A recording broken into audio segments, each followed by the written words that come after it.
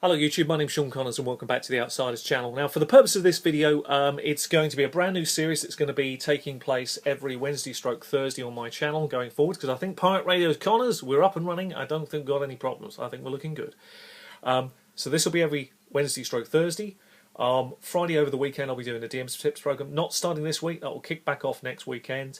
And every Monday, Tuesday starting next week we'll be back doing a review program. There is going to be a fourth series of the channel. I'm going to get more and more ambitious on this, and that's going to be an old school game. But for this series, it's going to be focusing all about Pathfinder. It's going to be an in-depth guide on the core book only, all about Pathfinder. Now, if you've ever known anything about the Outsiders channel, you'll know why I'm focusing on the core book.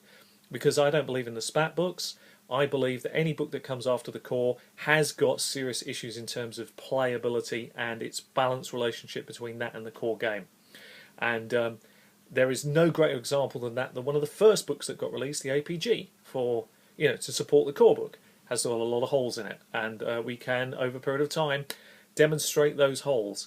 But what I want to do is show you, hopefully through these video series, what we use in most of our groups, why we use it, where we're different than the core book, field your questions, and really take you on a journey through Pathfinder. So I hope that's going to be of benefit. And then the new series that will come at some point in June will focus on a retro style game, or even maybe go right back. I haven't quite decided yet what system, but we're definitely going to do that as well for an old system. So we cater for both groups, which I think is kind of a nice way to do it. So Pathfinder, without further ado, let's not teach you to suck eggs in terms of rolling up a character, but let's talk about the method of rolling up, because that's created some sort of controversy in the community before. We talked about point buy over rolling up, but I want to focus on what we do in our groups, why we do it, because I think that's benefit to share that with you.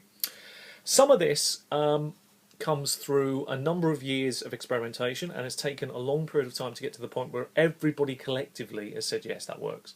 So I'm going to explain 3 methods for rolling up characters, but it does not include point buy, and I'll quickly explain why it doesn't include point buy.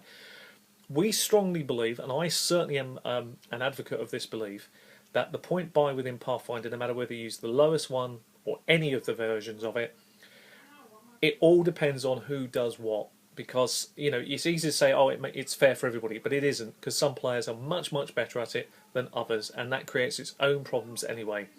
I would rather let the dice fall where they will, and allow the player some options on that procedure to make it as fair as possible. So let me explain those 3 options to you. My preferred first option, if you want a true high fantasy game, is to do the following. Let the players pick one stat that they think is important to their character and roll 6d6, taking the best 3, dropping the other 3 dice. Then you take a second stat, 5d6, then you take a fourth set of stats, and then you get 4d6, then you take everything else is 3d6.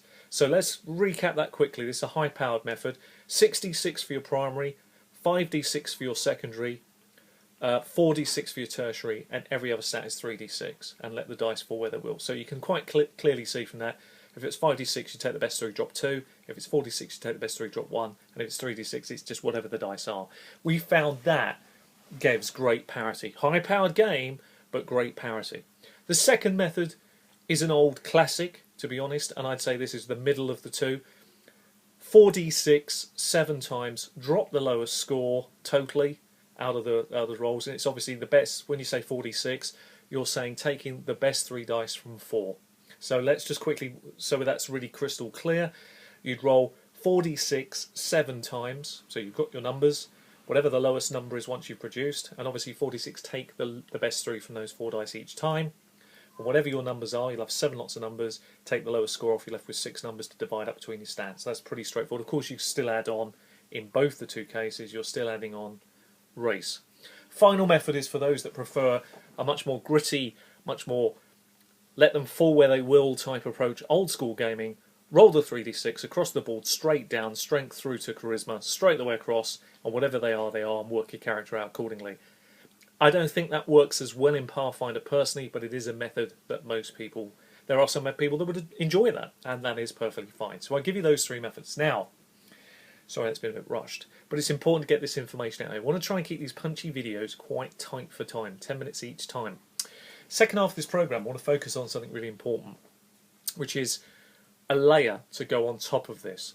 So through some play and some experimentation, and the idea came to me through playing Hackmaster Basic, and it brought me back to my roots of gaming, and I realised that I felt there was something in this, and that's this.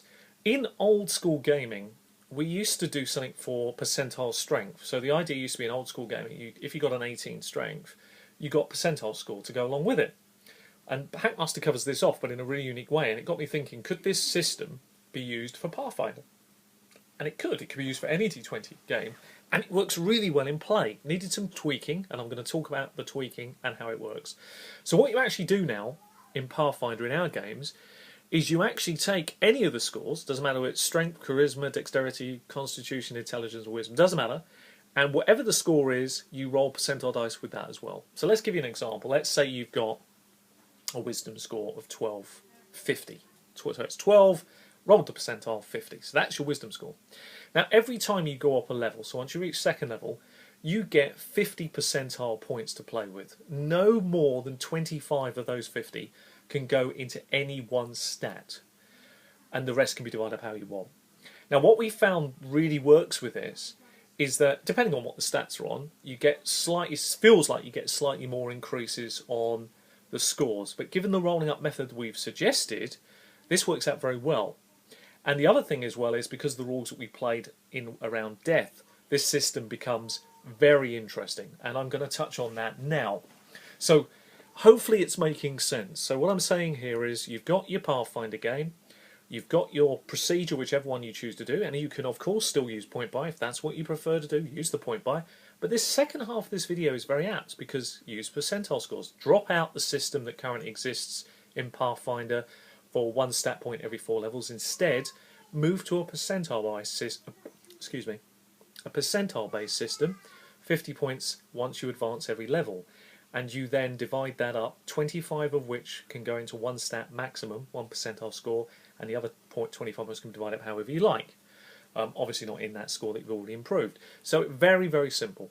Now when characters die now in the new system, this works very well. If you die, obviously, and you want to be raised and come back, you roll percentile dice score on every stat, and you take off D100. So if, for example, say we had that 12/50 wisdom, the characters died and you want him brought back, say I rolled percentile dice. Let's say I scored 75. So my stat now drops to 1175 because 75 points off would take it. 50 would take it to take it down to 12 exactly 0. 25 under makes it 1175. So you can see how it works in.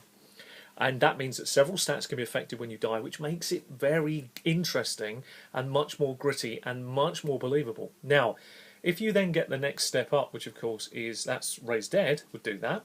If you get Resurrection, it's maximum, you roll that percentile and halve it.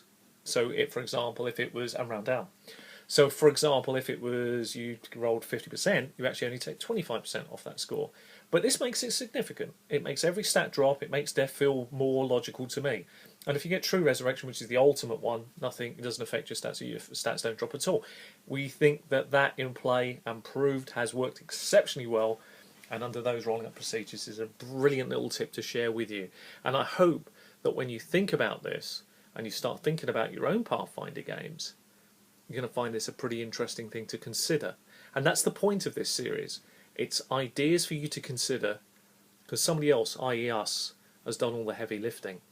And hopefully what it'll do for your game is elevate it, because you'll feel, like I have, that the players will feel it's really made a considerable difference to the feel of the game, the scope of the game, and if I may say, it's made it more realistic. It's actually added something back that was really badly missing, because as anyone knows that knows Pathfinder well, there are a lot of layers now that don't have any real function about characters coming back. There's no real cost to them, and so there's an issue there personally, and I feel this is one of the better ways to address it. Plus, of course, the positive for the players is you get more scope on the way you tweak your character, and your stats can be improved accordingly in a much more interesting way. And we found that works very well in gameplay, given the fact that we're asking players to roll up characters.